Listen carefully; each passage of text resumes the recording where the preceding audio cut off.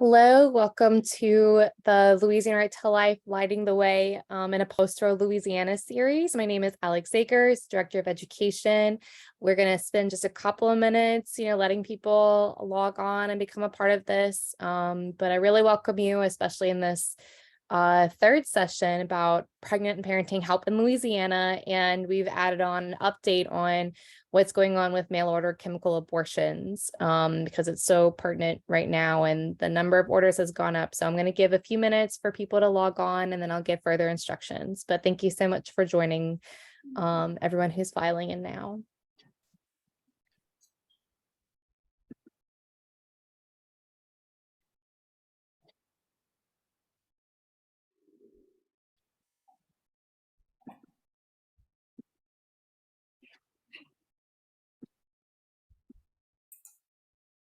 People who are joining in, thank you so much for attending our third series in the Lighting the Way to a Post-Roe Louisiana. We're going to give just one more minute for people to kind of join, and then we'll jump in with instructions and you can hear from these incredible women. So we'll just give us just 1 minute more and then we'll get started.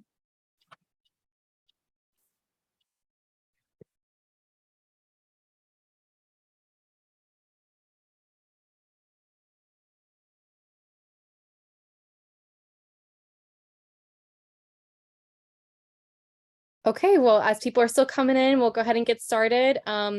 If anyone tells me that a Disney movie in the background is too loud and, and interrupting, you can tell me in the chat. Let me make sure that I've enabled the chat. We will, all throughout this, you'll be able to ask questions in the chat box or in the Q&A box. They should be at the bottom of your screen. Let me just pull up the chat, make sure, because last time we had an issue with, there we go. Now I'm going to make sure that everyone is able to. Okay, so now the chat is open to everyone. So everyone, please be welcomed to the Louisiana Right to Life third session in our Lighting the Way to a Post-Roe Louisiana series. My name is Seghers. I'm the Director of Education for Louisiana Right to Life, and with me is Sister Marjorie, President and CEO of Catholic Charities in New Orleans, incredible woman, and another incredible woman, Kathleen Richard, right? I'm saying that right? Yes. Okay, just making sure. Kathleen, who is the director of the Pregnancy Center of North Central Louisiana. So they're going to be talking right after me, but I am first going to give an update on the chemical abortion and a little bit of the lay of the land right now, because as research has come out and shown the increase in mail order abortions here, we just have to realize that Louisiana is in a totally different landscape. So I just want to say again real quick, for people who've jumped on, you can ask questions in the chat. We'll have time for questions after each speaker. So just, have patience with us, but I'll be looking for those coming in. So as I said, my name is Alex, Director of Education, and I have been doing a lot of networking with a lot of people and getting out information on services like for women in Louisiana who are in crisis pregnancies. I mean, as everyone knows, right now is an incredibly interesting time being post-Roe. We've gone through our whole, season after it, the summer through the fall, and I feel like every single day it hasn't slowed down. I feel like every single day there's new information, especially with the mail order chemical abortion pills going on. So I don't know if anyone was on social media, I'm sure many of you were at the time whenever Roe v. Wade was just overturned and handed down.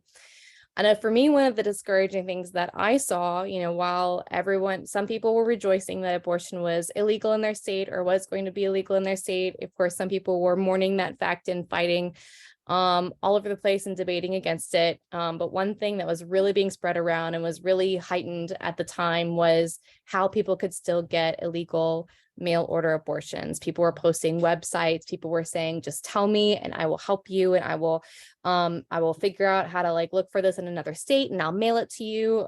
People who were clinic escorts before at abortion clinics, they were saying that they're going to start this volunteer basis where they were going to gather pills and spread them out. And just it was a little insane because I mean this is something that just became illegal and people were just being so forthcoming and getting into this and not really considering like what are the ramifications for women in our state. And I think so. I'll go ahead and say the main reason why I'm bringing this up is because the Journal of American Medical Association came out with research data that shows that in Louisiana, the mail order abortion pill, specifically like abortions pills being mailed in and from overseas, has risen by 170%. So like every week it's gone up completely. I had the number of people who were ordering per week in front of me, and of course I don't have it at the moment, but it was 136 pill requests per week since the ban. I mean, people were successful in spreading it around and getting like this information to the hands of women who were feeling vulnerable and lost and not knowing what to do. So just a quick overview. Oh, I'm so sorry. 1 second. So just a quick overview of chemical abortion. It's often referred to as medication abortion or medical abortion. And this type of non-surgical abortion uses pills to end the pregnancy. We call this type of abortion a chemical abortion because it is a chemical concoction, so to say, that ends the life of the unborn child. So the most common chemical abortion method is a two-step drug process. And this is what's being mailed to women. The first abortifacient drug, mifeprex or mifeprostone, as you may have heard, RU-486, was originally given at the clinic, but now being mailed, in this package that weakens or kills the baby by blocking progesterone. The second drug, misoprostol, is taken 24 to 48 hours later, usually at home, to expel a baby and complete the abortion. So chemical abortions are supposed to be limited to 70 days or less since the first day of the last menstrual period. But what's interesting is that because these are mail order abortion pills and there is no regulations going on, like especially the ones that are being sent from overseas, they're not being regulated by like any sort of American standards, which I'll mention that also in a second. But these women aren't being screened. It's not being verified how far along they are in their pregnancy. We don't know how far along all these women, 136 pills that are being ordered in per week, are taking these pills with like outside of the normal time frame. So this is something that's pretty dangerous for women. In 2020, in Louisiana, chemical abortions accounted for 38% of all abortions, but we know from like data since this whole past year that chemical abortions have become over 50% of all abortions in America. So why are they so dangerous? They have a much higher complication rate than surgical abortions. Of course, the most common problems with them are severe bleeding and an incomplete abortion. The whole two-step drug process is not always successful at ending the life and expelling all of the baby. So that will result in an incomplete abortion and really needs to be followed up by surgery. But of course, with these mail order abortion pills, no regulation, they're not being screened, they aren't having a continuum of care. There's no one to make sure that, okay, they're going to go see this physician to have a follow-up and talk to them about, has everything come out? Or if they're in an emergency, they're just going to the emergency room. They're not going back to an abortion clinic. They're not going back to a physician who prescribed them. They're going to the emergency room. And with all the fear and misinformation that has been spread a lot about, whether or not, like what doctors can do in the emergency room, people have spread fear about, miscarriage management.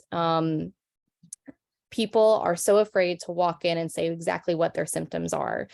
There's also, along with the articles talking about how these pill orders have gone up, there's been a number of articles that I've seen that just keep saying that women should be afraid and they should not talk to anyone, and they don't have to tell people in the ER what they've done, that they've ordered an abortion pill.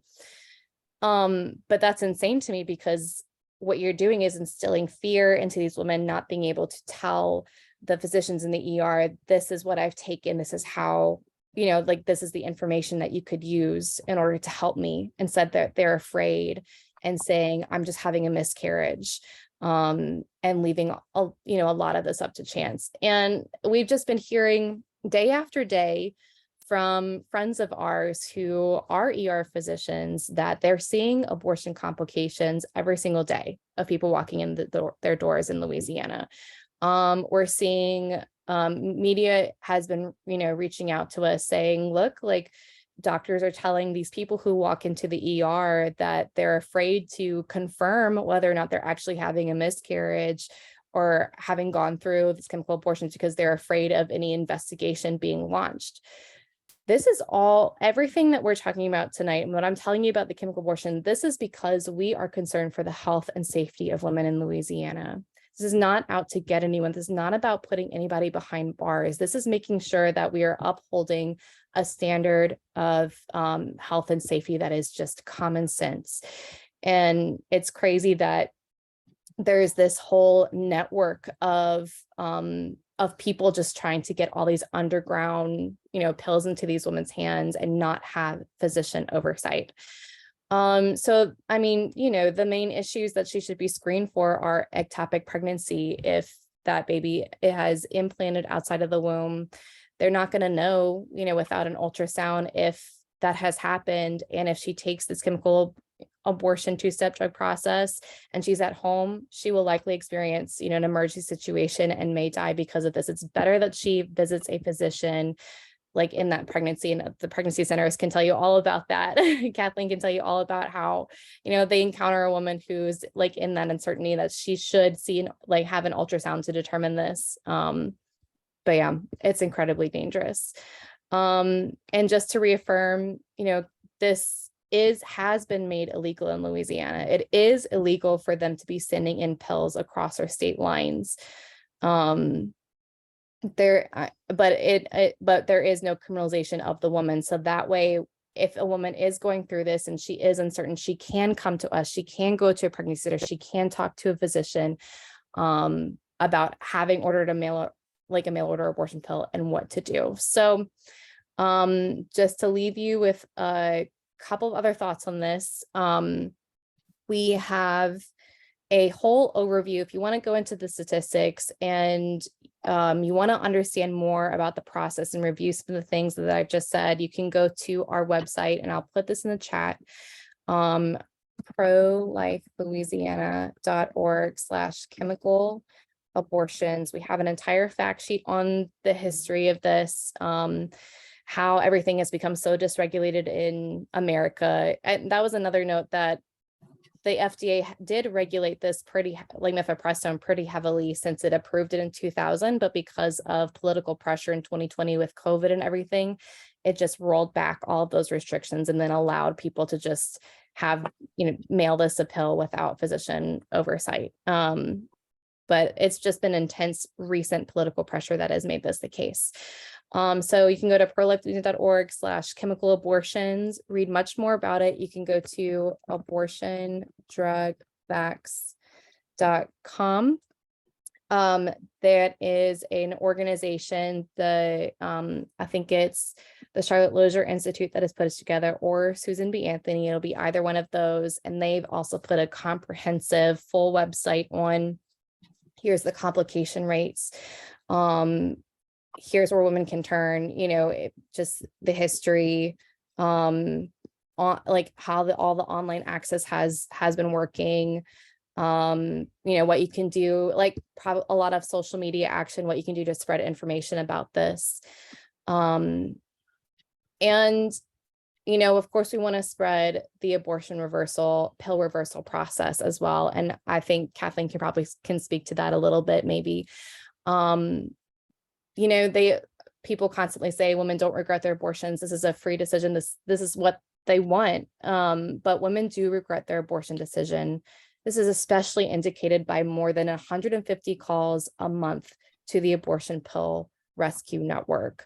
And a review of medical literature has shown that anywhere from 23% to 41% of women who attempted chemical abortion may change their mind.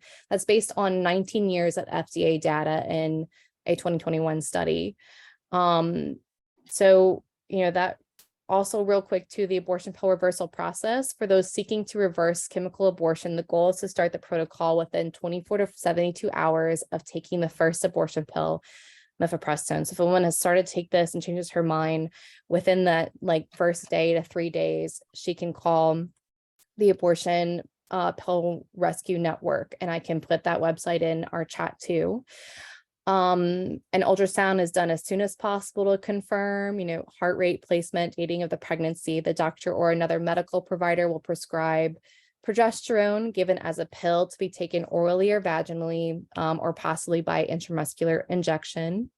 And the treatment will usually continue through the first trimester of pregnancy. Now, currently, the Abortion Pill Rescue Network includes more than 500 clinicians willing to prescribe progesterone to patients who've, initiated the abortion process. But they're always looking for more doctors to be a part of this. And we put a call out, like if any pro-life Louisiana doctors want to be a part of this that isn't already, become a part of it. This is a way that we can very tangibly help women in these situations, who are just, they're scared. They've, taken this leap in a crisis and they're starting to rethink it.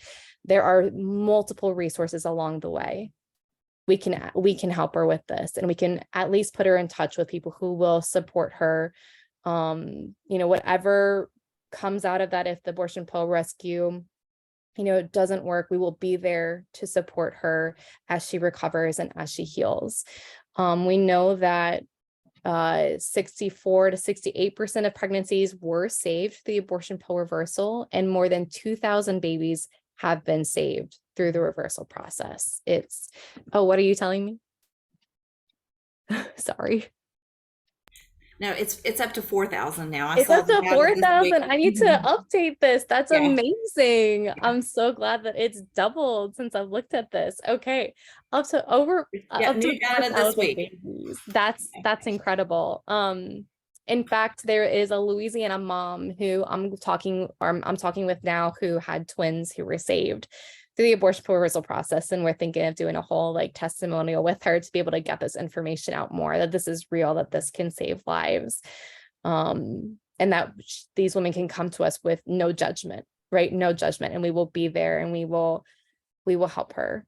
So just please know, this is what we want to get across in addition. And I think the education of knowing what this abortion landscape is right now, alongside all the amazing help that there is in Louisiana for pregnant and parenting women, can help pro-lifers really understand what to do right now. If we can get the information out there that the abortion pill is completely dysregulated, it's dangerous for women, and we can get them in touch with the incredible tangible help that's in Louisiana, and we can work together to fill in gaps of any help needed. I mean, that's where I think our call is right now, to stand in that gap and to answer this emergency situation. Our legislative session is coming up in the spring, and we're just working on any possible way that we can dive into this and, make these people who are mailing in stuff, answer to that. It's very hard. It's incredibly hard. It's not physical buildings in our state. It's people online where there's no regulation. So I think we're just having to rely less on the law, even though we're doing so much. We're still having to do so much there to try to figure out what we can do, but we're having to rely less on that and more of grassroots education of being there for women and getting this information in their hands. I think I said a website that I didn't type in yet: abortion pill rescue.com. So I know that was a lot of facts and a lot of information that I said very quickly, but I really want to hand over, the rest of the discussion this evening to these women. And please, if you have any questions about chemical abortion, or, Kathleen, if you want to add to anything that I've said, feel free. But any other questions about chemical abortion, the abortion pill reversal process, anything that I can help you with in determining, creative education in your local community about it, I'm completely happy to. That's what I'm here for. So now I'm going to hand it over to Kathleen. Like I said before, and if people missed it, she is the director of, I feel like I'm saying it wrong, Life Choices. That's what the word I was not missing. I was missing. Life Choices of North Central Louisiana, an incredible pregnancy center. And she has been the head of a pregnancy center coalition throughout Louisiana right now. Just it's an incredible effort to unite all the pregnancy centers and fill in any gaps, for women in Louisiana who are in need. So please take it, Kathleen, from here. Well, thank you so much for that sweet introduction. Yes, I'm Kathleen Richard. My husband is a South Louisiana boy, but I am in Ruston, Louisiana. So it's a great screening tool to know if people know me or don't know me when they call, because it's not a familiar name up here. But I've been in the pregnancy center world now for nearly 14 years. And when the Lord called me to it, I had no idea really what I was getting into. But I can tell you that it's an incredible place to do ministry, an incredible spot in a woman's story when she's in an unplanned pregnancy to just intersect with her, and to be able to present truth and hope. I tell people all the time when I speak to groups, what you see on the media and the picture that is painted is not at all the reality of what is happening on the front lines. It's not what's happening for her in that moment. What's happening for her is she's scared and she's confused, and she needs somebody just to say, you're not alone. And so in 14 years, I can probably count on one, maybe two hands, the number of women who have just determined that abortion was their right and no one was going to stop them. Most women come in scared and they just need to talk to somebody. And so it's quite an incredible opportunity to just meet her there. Because of where we're located in Ruston with 2 universities within a 5-mile radius, we have a big population. And so one of the questions that Alex wanted me to address is how has it changed? How has life in the pregnancy center world changed post-Dobbs? And I'll tell you this, we are more busy. I think we're probably somewhere between that 20 and 30% busier than we were the year before. Statistics are going to be a little skewed this year, just coming out of COVID, because we are a 2-university community town.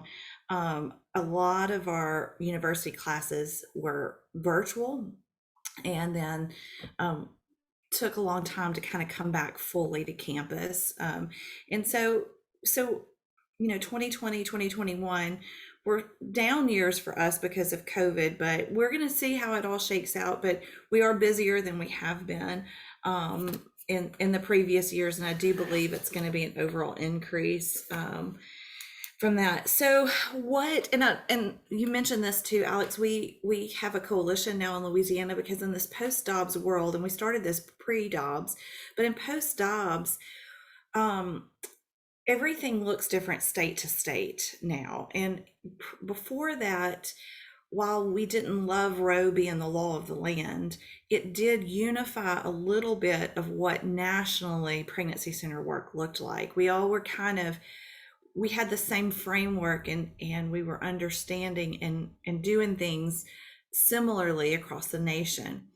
Well, now that's gone. Nothing looks the same from state to state. There's life states, and then there's pro-abortion states. And then for us, we're a life state that's surrounded by life states. And so when you look at a map and you see where abortion is legal and illegal, you see Louisiana, we have these great buffers all the way around us. But and in some ways that's great, but it also means that the people who are trying to get abortion to the residents of our state are trying some really creative things that they're trying nowhere else. And so we're coming in contact every day with stories and with women saying things, and we're going, okay, what did you just tell me? What is that? And trying to kind of piece together, and we're always hearing something new. We do know that prior to COVID, the abortion pill was, as Alex mentioned, it was less than 50% of all abortions. It was growing and had been growing rapidly. COVID fast forwarded that, and now post-Dobbs, we believe statistically we're up to 80%. And I know you said it had grown by 170% overall, but we believe it over that somewhere close to 80% of all abortions nationally now are by abortion pill. And just some interesting things that we're seeing inside the pregnancy center with the abortion pill. The unregulated piece, if they're illegal kind of black market abortion pills that are being obtained, some of them are coming without instructions. So women come to us having taken abortion pills and they don't know what they've taken. Some of them are coming, some of the women are taking abortion pills and they're only taking the second of the two. This is happening a lot if a woman crosses state lines and goes out of state to get an abortion pill. They don't want to send her back across state lines to a state where it's illegal with abortion pills in her possession. And so they skip the first pill in the process and just give her the second pill, which is just horrific to think about the effects of that. She's not getting an ultrasound. Again, there's so many things. If my nurse was on here, she would tell you all of the medical pieces of why an unregulated abortion pill with no medical oversight is just, it's a travesty, and it's problematic in the big medical picture. And it's really mind baffling of how we got here. How in the world did we get to a place where we're so desperate as a country for something so heinous as abortion that we would throw medical oversight and the care, just basic care of checking the boxes, out the window? But that's where we are. And I believe if you've never heard of abortion pill reversal before tonight, I'm begging you to know more about it. I'm begging you to be our mouthpiece. The other side is saying, and I hear this frequently, that it's not FDA approved. But I can promise you it's progesterone. We've used progesterone in pregnancies to sustain pregnancies for probably 50 years safely. It is a very safe, it is a very old drug that's been used in pregnancies. And so it's just an off-label use of a very safe drug. And you and I have all been to our doctors and we've been prescribed something off-label before. Our doctor has said, hey, I'm going to give you this to try. It's typically used, and you'll hear this, your doctor will usually say something like this, it's typically used to treat this, but we also know that it does really well for this as well. And so that's an off-label use of a drug, safe, effective, FDA-approved drug. It's just not what it was primarily approved for. And that's exactly what we're doing with progesterone and abortion pill reversal. And it's really a cool medicine and a cool way to use medicine. And if I have any nurses on here and I say something wrong, I'm a social worker, I'll just tell you that right now. So I'm going to repeat something I don't totally understand the science behind, but what they tell us is that the abortion drug goes in and binds up receptors that prevent the nutrient supply to the baby. And what progesterone does, it's the same receptors that progesterone, it's like a lock and key that progesterone goes in and it binds to the same receptors. And so you're out competing. When we give her progesterone, what we're doing is we're out competing the abortion pill in those same receptors. And the more receptors we can bind up with progesterone, the greater the chance of saving the baby's life. And so it's really a humbling moment when a woman walks in a pregnancy center. She comes to us through the Abortion Pill Rescue Network, and I'm such a big fan of what those guys and gals are doing at Abortion Pill Rescue Network. But she comes to us through them, and she walks in our clinic and she says, I can't believe I did this. I had regret the moment I walked out of the abortion clinic or the moment I took the pill. And so what a moment to be in her story and say, there's hope and let's try this. And we know it's a safe drug. So that would be my first request to you guys. If you've never heard of abortion pill reversal, or you hear people say things that it's not approved, y'all, it's so safe, it's so simple, and it is so easy, and it is the epitome of choice, because she's making a choice. She's stepping away and saying, I made the wrong choice and now I want to make the right one. So we love being a part of that network and being able to do that. A couple of other things that have changed politically, the landscape for pregnancy centers has been slightly nightmarish. I'm not even going to lie. It has been really hard for our staff to listen to the noise and the junk. On June 24th, when the Dobbs decision was handed down, I was in my kitchen getting ready for a camping trip. My family we do a lot of RVing and traveling. And so we were getting away for that weekend. And I was sure that the decision was not going to come down on a Friday because the Supreme Court does not release decisions typically on a Friday. But we had kind of gotten word that we may want to be paying attention. So I was paying attention. And I refreshed my phone as I was getting ready for the trip, and I saw that the decision on the Supreme Court's website. And then we turned on Fox News, and I heard. I just couldn't read the legal jargon quick enough on my phone to understand it. Again, social worker here, and so if there was so much just elated, and they kept saying on Fox News, the pregnancy centers across the United States are here to serve the women in unplanned pregnancies. And it was great. And we all felt like rock stars for a few minutes. And I remember my youngest son, who's about 13, look at me and he said, "Mom, they're talking about you and your coworkers." And I was like, I mean, it was just this moment. It was very surreal. But what it did in that moment, and none of us, I don't know if we could have predicted it, but it drew a bullseye and a target on pregnancy centers. And, a lot of times we're one of the few brick and mortar representations of the pro-life movement out in the local communities. And it became increasingly hard. Some of our pregnancy center peers were hit pretty hard with vandalism. We weren't, but one of the centers in Baton Rouge was, and then about 30 across the United States. We were definitely watching it. We've, most of us installed cameras and that sort of thing. But a couple of really significant things that happened on the political landscape. One of them was that some not so pro-life friendly legislators, senators, representatives out of Washington asked Google to help prevent us from being found on our website, on the internet. And Google holds about 70% of the market share, the search engine market share. And so it's a pretty big deal when Google decides that they don't like you. And most of us have built our websites in such a way that when someone searches for certain keywords, they can find us. Our ad pops up, our website pops up. And so we have relied pretty heavily on something called organic search engine optimization.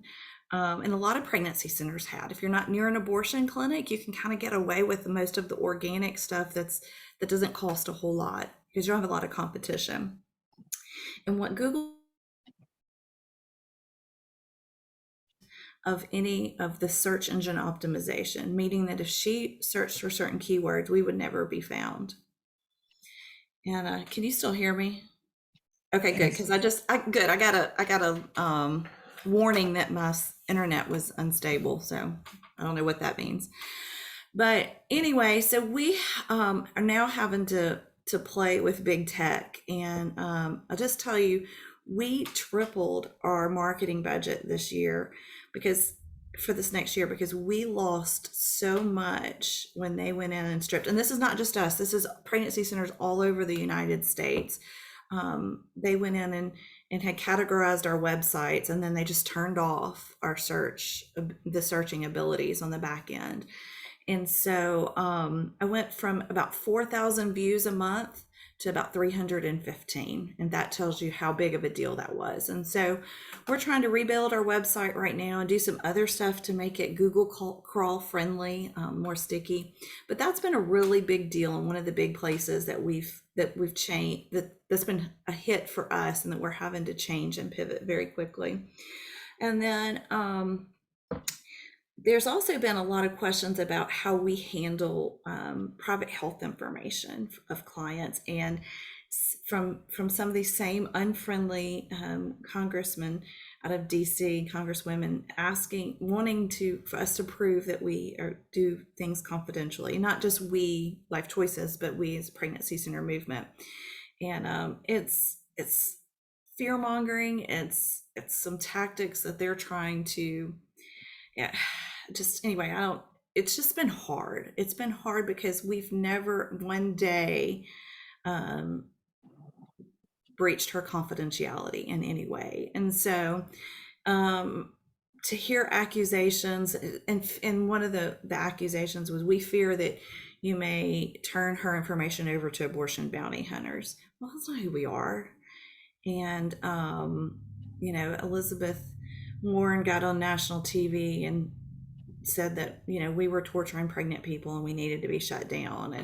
And so it's been a hard season, but it's not deterred us. I would say we're stronger than ever, but we need your prayers. We're more determined than ever to reach her exactly where she is.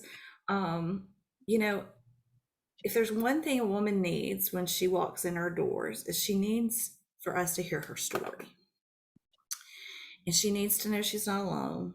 And I usually ask this question: if I had a magic wand and could change one thing that would make you consider carrying this child to term, what would it be? And that magic wand question is usually what will open up that door to what her greatest fear is. And then we can start putting in the resources in her life and giving her hope and giving her help that she needs. And so that's kind of where your pregnancy resource centers in the state are. We're here to help her. And so we're, it's an exciting time, but we're pivoting fast.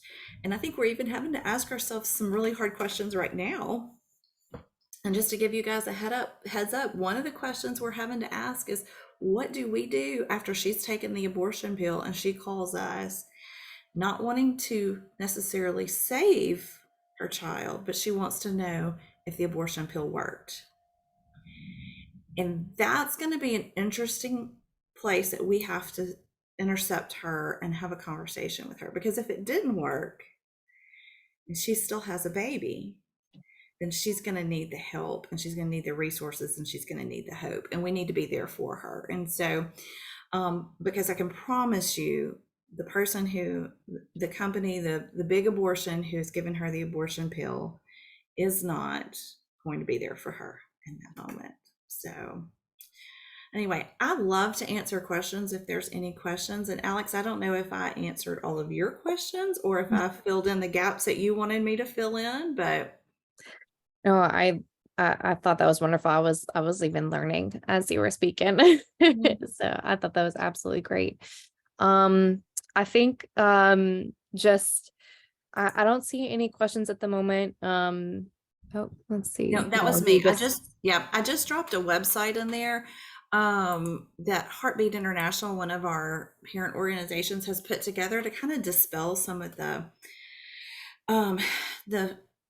bad things, the untruths that are being spread about pregnancy centers. And so that is a very user-friendly website for anybody. Like, that is, share that with the pro-life people in your world and the not pro-life people in your world. So that is good information for everybody, just to know the basics of who we are and what we're doing. So that is awesome.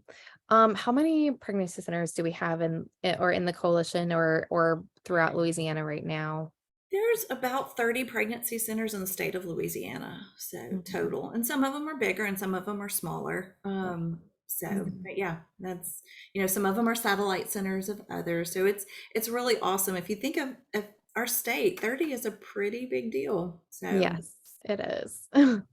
I think maybe a good question that's kind of a segue to sister is like, okay, so if you're walking with a woman on her journey, like, are you connecting her to like other sources of help? Like, how are you working with other social services? Like, if somebody's like, okay, like, she comes in, she gets your services, she leaves, like, how have you really like affected change in her life?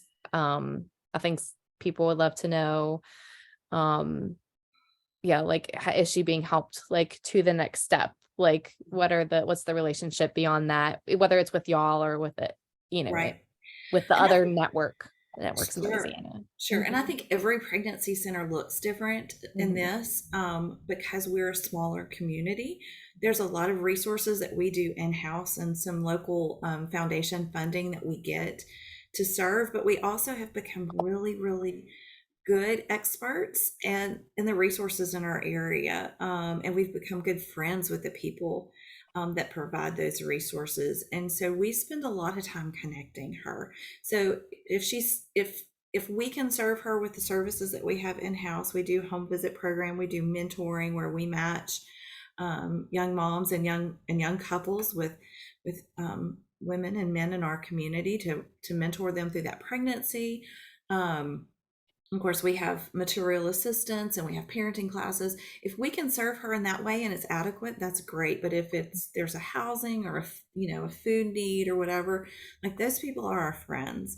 And one of my goals as director has been I want Ruston, Louisiana to feel like if Life Choices went away, if something happened to Life Choices, there would be a hole in our community. There would be needs that weren't being met, and we're needed to be right here. And so we've positioned ourselves and we've worked hard to build those relationships so we can love on people and connect them to the resources that they need. That's beautiful. Being just that concrete resource Mhm. for women. Yeah, thank That's you. wonderful. Thank you so much, Kathleen. I really appreciate that. And, as you know, Louisiana to Life is fully behind everything and we support y'all and make sure that our community is supporting y'all. And I invite everyone who's watching to give encouragement to your local pregnancy center. I didn't necessarily have to be donation or anything, just some kind words during this hard season that they've been in. Exactly like you said, there's been so many good things, so much to celebrate, but there's been a target on so many things, and thinking things have had heightened sensitivity. I think we were talking, among a lot of leaders in New Orleans where our office is based, and we were like trying to convey that oh, because we kept saying you need to help women now more than ever. It's like, well, we've always needed to help women, but there's just a heightened attention to this right now. This has always been the need, but we recognize that there's a heightened attention. And so we invite everyone to really join us now because this is where the work is. So appreciate everything. So yeah, along with that, Sister Marjorie, I would love for you to take the floor now and talk about, I know you've had your whole history of being I was looking a little bit more about you. You've been involved in so much and have helped women in so many different ways, even before joining Catholic Charities. So this is a woman who's really been in the work of, I think, consistently caring for those in need. And I think that's really shown. So I'm excited to hear more from you and how you got involved in Catholic Charities and what y'all do for women in need, and how you connect women to what they need, whether that's the pregnancy center, services y'all do and beyond, in your ministries and programs. So please take the floor. Thank you, Alex. Good evening, everybody. I've been around for a long time. I'm a Marianite Sister of Holy Cross, and I entered the congregation in 1960. So you do the arithmetic. I knew that I wanted to be a teacher and always a teacher, and I thought that would be forever. That was the first 25 years of ministry. I'm finalizing my 10th year in Catholic Charities. I came to Catholic Charities in 2013. And really, I didn't know much about what they did in Catholic Charities, but it's been a wonderful decade of learning, and there's always something new to learn. My work relative to the programs that we're talking about, I think I had an early start of that because even as a high school student, we had a day nursery at Holy Name when I went to school, K through 12, but we had way back there, we had preschool, nursery school, and that was a delight. In Catholic Charities, we have 20 plus programs and services that really take care and offer care from the womb to the tomb. And it's in the womb that we address most of what we're talking about tonight. And we are truly ready to work with women of all ages, some very young girls. We're helping with unexpected pregnancies, difficult pregnancies. We offer pregnancy testing, ultrasounds, case management services, and a diaper bank. Last year alone, we distributed 96,700 diapers at no charge, but pure generosity of charity to pregnant and parenting mothers. We also, as a part of our services to women in pregnancy services, we have a full service adoption program and agency to the whole gamut of adoption services. And so we're very proud of that and have some wonderful stories to tell. And I'm going to tell one that'll really surprise you before we go home tonight.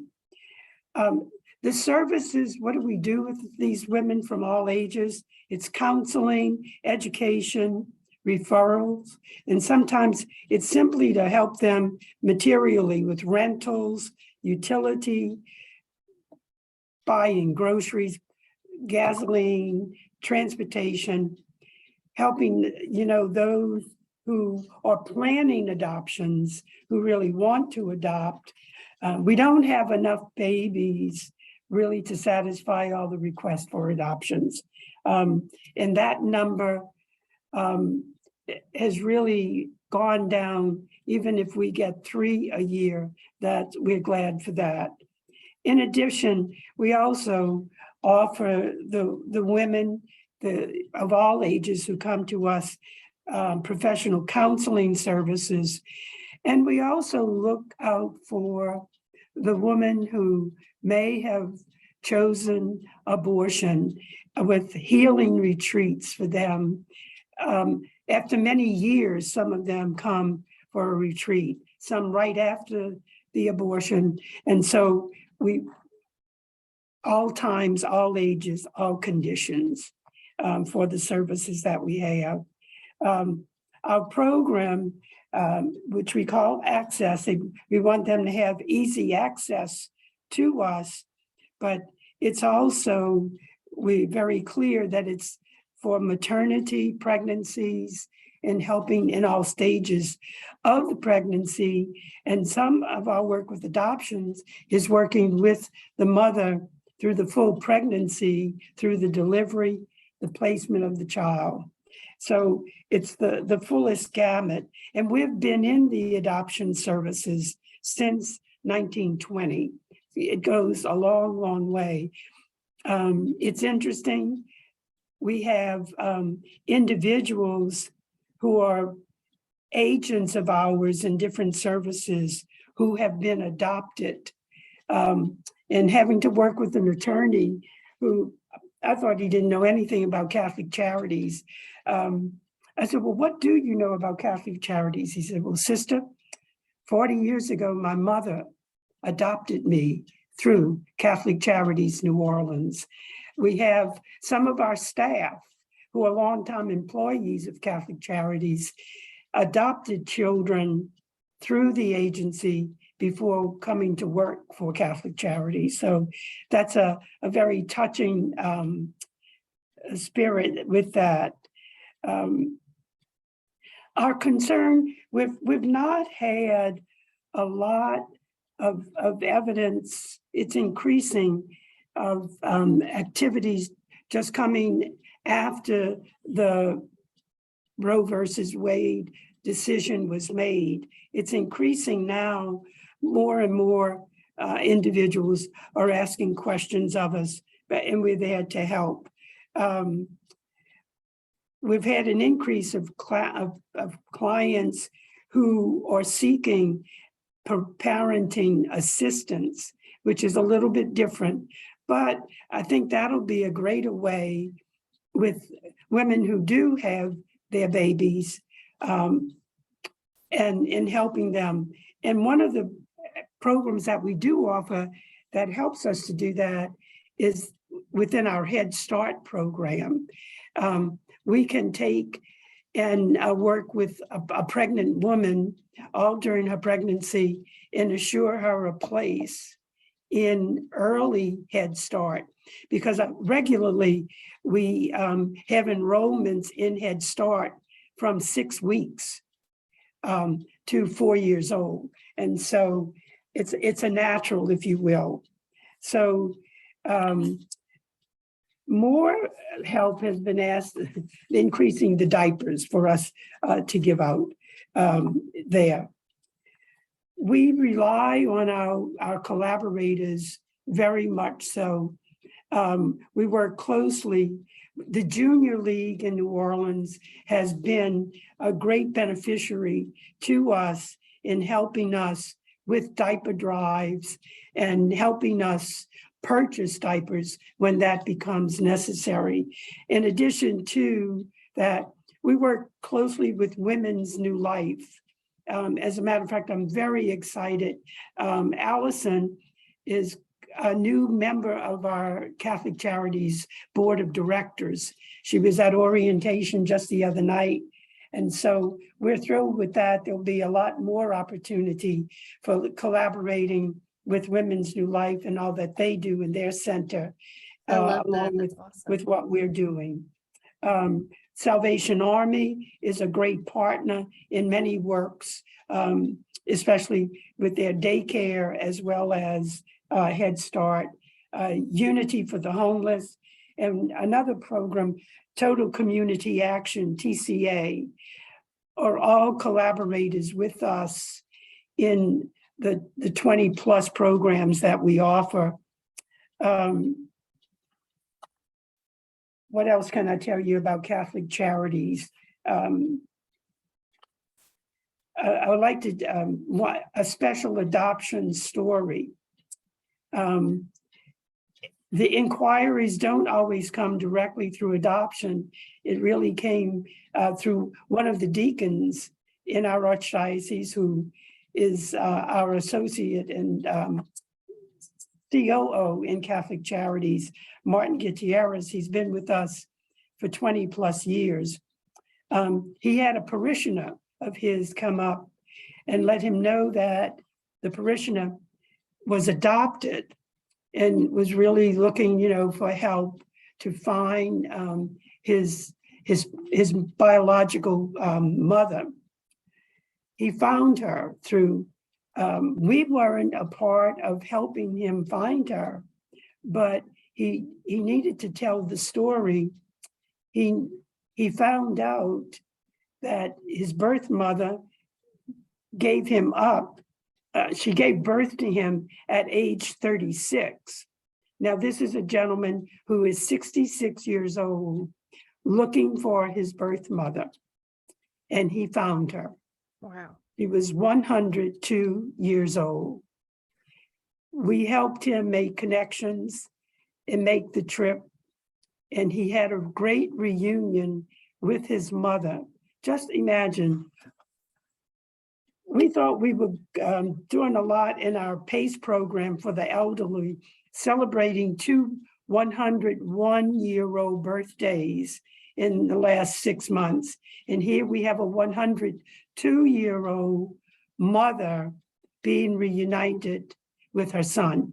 And what a great reunion it was, and that God blessed it. And she said, now I can die in peace. That was her one wish, to be reunited. And so there's so many other stories that we can tell in helping. And another program that we have in Catholic Charities, it's one that we work through with the state, is foster parenting. We don't have enough foster parents. And so we work in promoting that and trying to work with those that are interested, because there is a great need for older children whose parents have given them up. They're wards of the state. Most of our foster grandparents foster parents. We have another foster grandparents program, but the foster parents are older rather than younger families. And so that's a call for us. We talked about what can we do with walking with women in need, with the bishop's mandate and letter on that. And through our Respect Life program, we're developing ways to bring it to the parishes and help promote it and be ready for whatever might come of that as we learn of women who will need us, whose children may need us, and however we can do that. Alex, some other questions that you might have, Kathleen? Oh no, I think that was excellent. I mean, just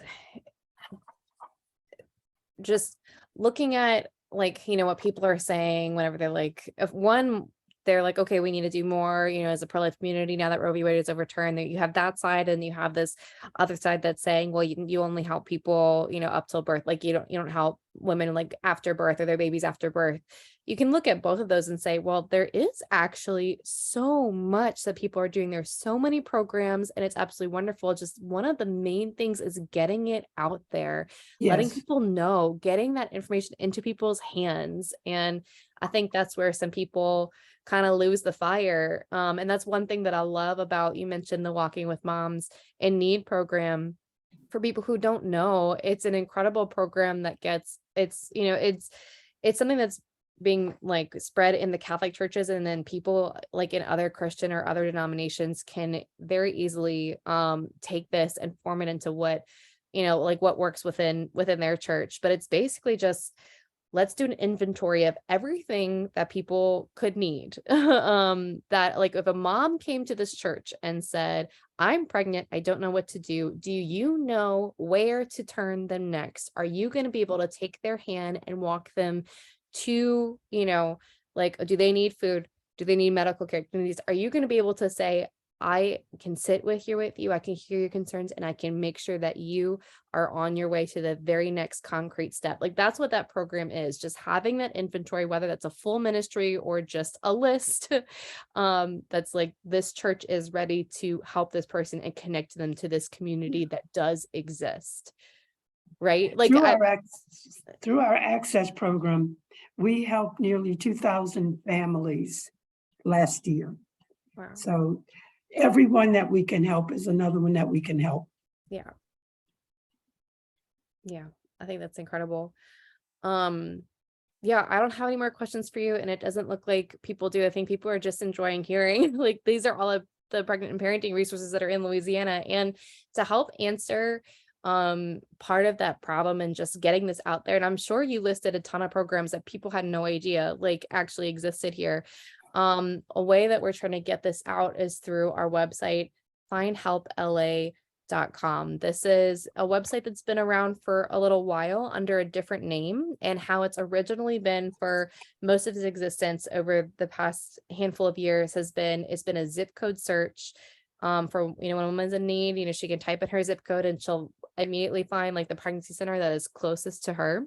Well, we've updated it and expanded it to include as many social, like public and private social services for pregnant or like just parenting women in need that we could think of in Louisiana. And we're still working on expanding it and still working on, like making sure we have the correct information, and people are still sending me things that can be included in it. The priority in that search is going to be pregnancy centers, because we think that that's the best landing place that can, like, you have this group of people who will be so willing to just sit down with her one-on-one and see what she needs and assess what she needs. And that's just the most wonderful, beautiful case management that we know that she'll get. But if, for some reason with all the heightened, politicalness of, this talk around pregnancy centers, she really just needs to find something else. Like it's all going to be there. It's all going to be there. So yeah, someone typed findhelpla.com, typed in the zip code, bring them to the pregnancy center. But if they go to, and even, let's see, let me go to that main page. I'm going to type in my zip code 70 or out my mouth, 124. And I click get help. It's going to bring up all the pregnancy centers. But then when you look back up and you click the little down arrow button, it's going to bring you to this whole category search. So there's pregnancy center that's listed at the top. Then there's health and well-being, what health services, what low-income health services are near her, maybe what mentorship groups are even near her, like Walking with Moms programs, or like Embrace Grace, which is another great program for women. It's something that's incorporated a lot into churches as a mentorship group for like women who are pregnant, and once again, just gets them in touch with what they need, as well as their local support. It also goes through professional development programs and assistance, like some education help, employment help, financial help, different resources in Louisiana for that. Prenatal diagnosis support. So if someone gets an adverse prenatal diagnosis, there's organizations in Louisiana that can help, disability support organizations, what's local to her that will help with baby supplies, food and clothing aid, housing assistance and shelter, low-income legal services, adoption urgencies, childcare assistance, parenting resources. And my last category I have on here currently is recovery mental health. So abortion recovery and healing, addiction or suicide intervention, counseling for women and families, domestic or sexual violence resources and shelters, and human trafficking rescue. So we're just really building this up to be a place that we can promote widely. Like here's all the stuff that's in Louisiana. And not only is it in this zip code search, but if you click on the resources tab, and scroll down a little bit, there's this giant list of, just frequently asked questions. Like what pregnancy and childcare financial help is there in Louisiana? And it just lists all the stuff like LA Moms. The LA Moms program is something, to my understanding, it's, there's Medicaid, but then Louisiana Moms can help cover more people who may not fall quite under the Medicaid requirements, but they can fall under more local stuff. I don't know, Kathleen, I don't know if you've referred people to LA Moms. I'm sorry, what? You muted.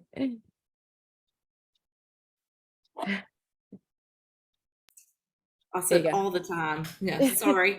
And I tried to click my unmute button and it was covered up with something else. But yes, LA Moms all the time. Yes, wonderful. And Lilith's Head Start, which is something that she mentioned as well. Just so many things. We want to make sure this information is in the hands of our pro-life communities, our church communities, that they know how to get it out there, like how to get this information out there. And we're working through our Advertise for Life program to get this coming up in Google searches and also encountering a lot of the hurdles that you talked about, Kathleen. Getting it on in advertisements on social media, putting videos out there of people's stories that link back to findhelpla.com, just different ways for people to find this, have it in their hands. A good action item to leave on is I just recently made these wallet-sized resource cards that kind of say, here's what, pregnant, need help, like go to findhelpla.com, or here's the option line number, which is like a 24/7 help number for any pregnant woman in need who may be considering abortion. And on the back of the card, it lists, here's all the different resources that you could find at findhelpla.com, as well as the number for abortion pill reversal. And I think, I don't have it right in front of me. I think I also have like abortion recovery and healing, that number on there as well. So, if you're passionate about getting this information into the hands of women, or you just want to get this into your church, please contact me. We'll give you all the resource cards. We'll get it out there. I just want every person in Louisiana to have this in their hands. I think together we can all do so much to connect women to what's already there and to fill in any gaps that we find that are still there for pregnant and parenting women in need. But Kathleen, Sister Marjorie, you're doing an incredible amount of work. I mean, thank you so much for sharing tonight what you're doing. I hope people have been inspired, and I hope people are motivated to help you in your work as well. So with that, I think we will end the night. We covered a lot of ground. There will be recording of this available in our next e-newsletter that's going out. It'll be on our social media, it'll be on our YouTube. So please share it with anyone. We'll be sending it out. You can, if you want to, if anybody listening wants to get in touch with either of these women with more questions or just wanting to know about the organizations, you can get in touch with me and I will definitely put you in contact with them. Make sure you get their resources, contact information, anything, follow our social medias to help get all this information out there. So thank you ladies so much. Thanks for having us. For having me. Absolutely. To everyone, please have a good night and stay safe in any of the storms coming your way. Good night. Good night.